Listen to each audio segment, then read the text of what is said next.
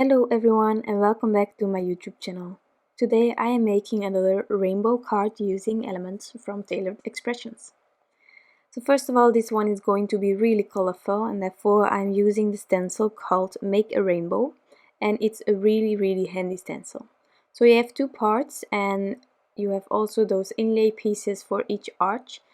But then on each stencil there is also some sort of a guidance for A2 size panels, and you can just line up your panel, tape it down, and then you can afterwards use the same lining for the second part of the stencil. So I didn't align it really straight, but it was more because of my crooked panel. But details. So now I am starting with my biggest arch. So I am first inlaying that smaller arch that is on this stencil. I'm gluing it down for certainty, and now I'm going to ink blend. For this rainbow I am using some of my favorite colors for a rainbow, being Festive Berries, Dried Marigold, Squeezed Lemonade, Twisted Citron and Cracked Pistachio. So these are also colors that I use so often. Each time that I need a red one or a green or a blue one, these are my colors. So now my biggest one is finished. I am inlaying that piece now, and then I can blend on my smallest arch. So something I didn't do immediately, which I would recommend, is to softly clean your stencil while it's still attached to your panel. Just use a paper cloth or anything like that so that you will not be contaminating your other color of the arch. But I did it here also just a bit later than I would recommend. So keep in mind that when you are blending your arches, that there is of course an arch that will be in between them, which is on the other stencil. So I'm taking that one now, and I am letting myself be guided by those lines on my stencil and making sure that my panel is correctly inside of it. And now I am going to continue with my ink blending. So for my blue arch I am using Cracked Pistachio. So I'm again inlaying that other one and using some purple tape to just keep it in place, and then I can start blending.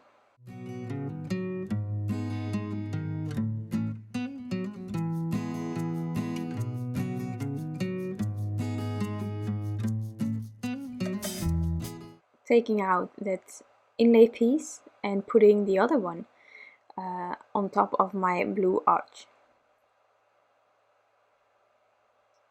And then for the final color, this rainbow is four arches, and I really want those 5 colors to be inside of it. So I started with my Twisted Citron and I went in the inside of my arch.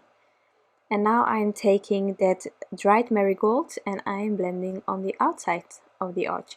So this will mean that my arch will have 2 colors which will be flowing into each other, but I really like that because otherwise it would go from red to maybe yellow and then green, and between the yellow and the red I really need a color, and between the green and the orange I also really need a color. So I went back in with my squeezed lemonade, made sure that that blend was perfect, and then my ink blending is done. Like this. And I just really love the colorfulness of this card. I have taken the stamp set Over the Rainbow sentiment, and I am just placing my sentiment on top of my card panel, and I'm going to ink it up with Gina K Design Amalgam ink.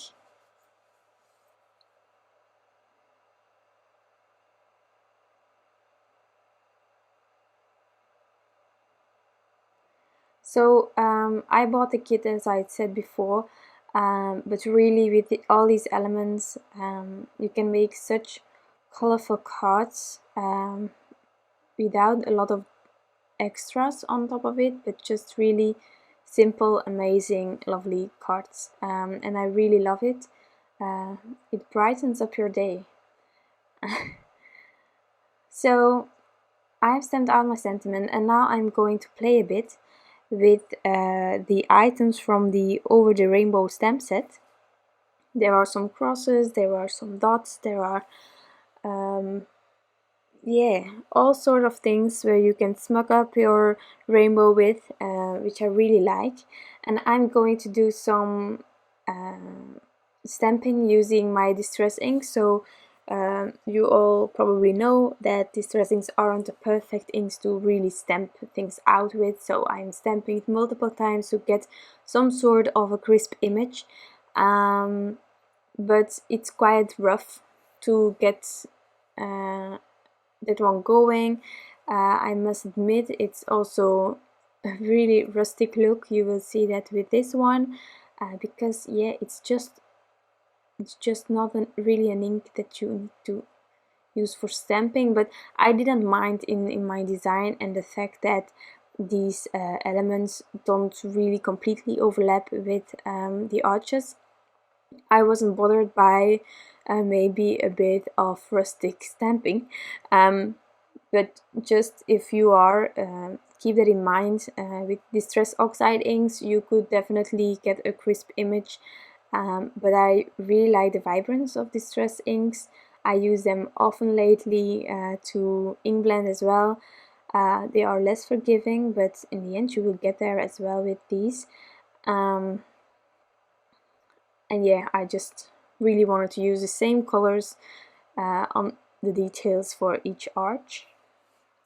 And then for the smallest arch, there isn't really anything that you can put on there in ways of an arch in this stamp set. So I took one of those hearts that are also included in the stamp set, and I decided to stamp that heart out with the same distress ink as my final arch, being the correct Pistachio.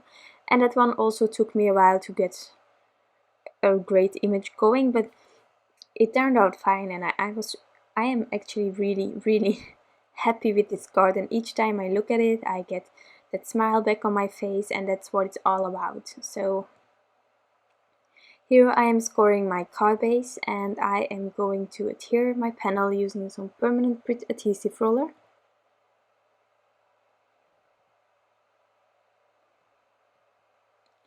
Making sure that everything is aligned straight, and then I will have to trim off some excess using my paper trimmer for that. I'm not really that handy with scissors, so I prefer using my